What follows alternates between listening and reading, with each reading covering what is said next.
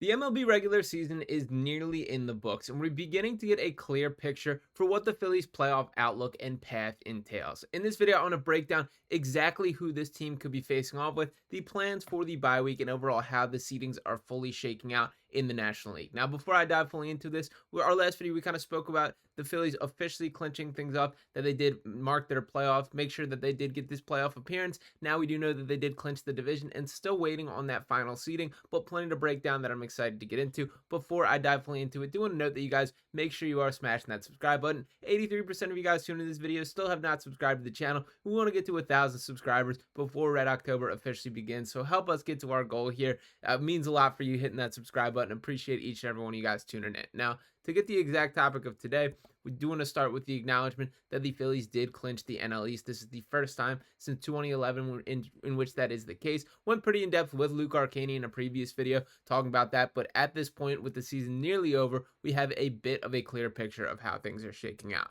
At the point of me recording this, this is during the third to last game of the season. Currently, the Nationals take a 4-0 lead. Ranger Suarez not looking too hot. I will have another video breaking that down particularly, but I do want to start with the projected playoffs here. And to pull up kind of the seeding here, this obviously is not official as the game sets to fully go out. The Phillies still chasing the Dodgers, just one game back, so the possibility of them climbing to that one seed is not entirely off the table, but I do think when kind of looking at things and to break down the exact odds here, it does seem pretty likely the Phillies are slotting in for that number 2 seed. Now, based on the numbers, the analytics here, they're giving the Dodgers a 71% chance of shoring up that number 1 spot. As I mentioned, a handful of games left for each team, 3 left for the Phillies there, and the Phillies overall a 29% chance at that 1 seed and 71% at that 2nd seed. So it is guaranteed, we know at this point, that the Phillies will be having a bye for that first round. I'm going to circle back to these numbers here, but I did want to hit on the plans during the bye week. This is something that has become a bit of a controversial topic. We know the Braves, kicking and screaming and whining about how the bye week impacted their playoff chances negatively, how they wanted to ride the momentum and they felt it was advantageous for a team like the Phillies to scrap their way out of the wild card and pick up some momentum in the process. Now, to be honest, I think that's just excuse making. I don't think it is any more than that, but I do like that there's a concrete plan in place for the Phillies to make sure that they are staying sharp during this period of time. And of course, we know that revealed per Rob Thomson here, and shout out to Corey Seidman of NBC for revealing this here. And he tweets out that the Phillies plan for next week during the bye, they will be off on Monday. On Tuesday, there will be a mandatory team workout. On Wednesday, an inter-squad game. On Thursday, an optional workout. And then Friday, a mandatory team workout at the same time as Saturday's game. And I will note with the inter-squad game, I'm curious exactly how hard they go or who is utilizing that, but there was a report out that Spencer Turnbull will be returning to the mound. That is something that's noteworthy to me, particularly in kind of the situation that we have with Ranger Suarez, and not as much of the high level of confidence that I expected to have in a guy who's been a staple of their playoff success in these past couple years. It would be interesting to me if Turnbull looks like he is himself,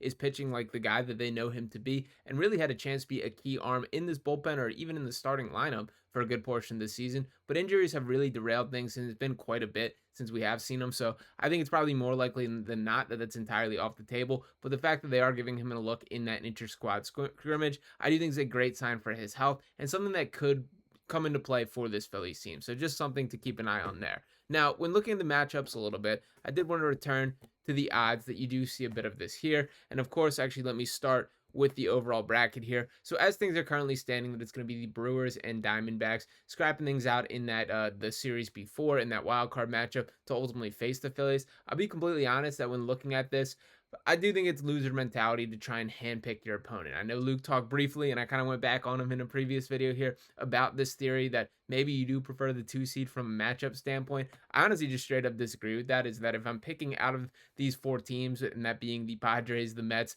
the Brewers, and the Diamondbacks there, the Diamondbacks are number 1 on my list for the team that I do not want to play. But once again, I do think that is loser mentality, that I do think that you should approach things with the mindset that whoever is in front of you, you are going to play that team. So of course it is the 3 and 6 seed that the Phillies will face the winners of. Now looking at the odds for how those teams will shape up, that 3rd seed there is locked in that it will be the Brewers in that particular spot there. That 6th seed is the one that is up for grabs. We'll see how things shake out.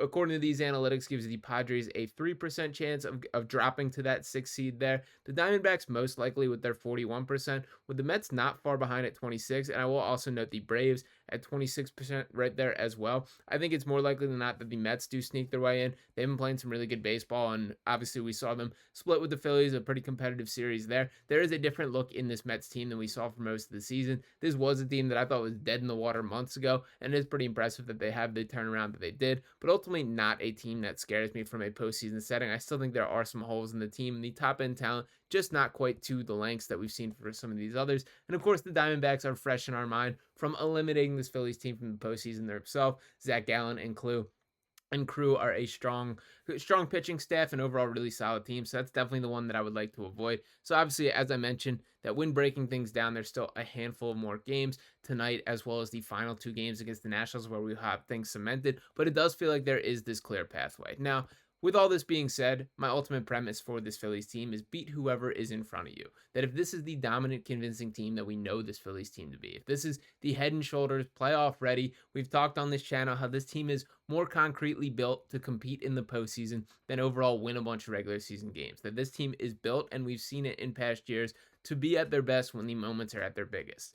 So now's the time to put all those chips in the middle, cash in, and be ready to lock in, because this team does have what it takes. And I do think we heard Rob Thomson himself say it, that this is the best Phillies team that has been here since he has been here. And that is some high praise for a guy who obviously has been here for a decent amount of time at this point, and obviously has lived the ups and downs with this team, has had the heartbreak in past years. And when particularly looking at this Phillies team, I think he's right. I think this is the best bullpen that we've had during this era, the Bryce Harper era of Phillies baseball. I think all the arms, the optionality that you do have out there is something that we really have not had be the case in past years, that you knew kind of the system, and that Craig Kimbrell was coming in to be the closer, and we knew that he didn't have his stuff, or, you were kind of shifting things around, not sure who your high leverage guy is. I think the bullpen is something that I'm supremely more confident in this season than in any of the other past runs, and I do think that could be a real difference maker there. So ultimately, as much as I do want to break down the path, talk about each of these teams, and I will go more in depth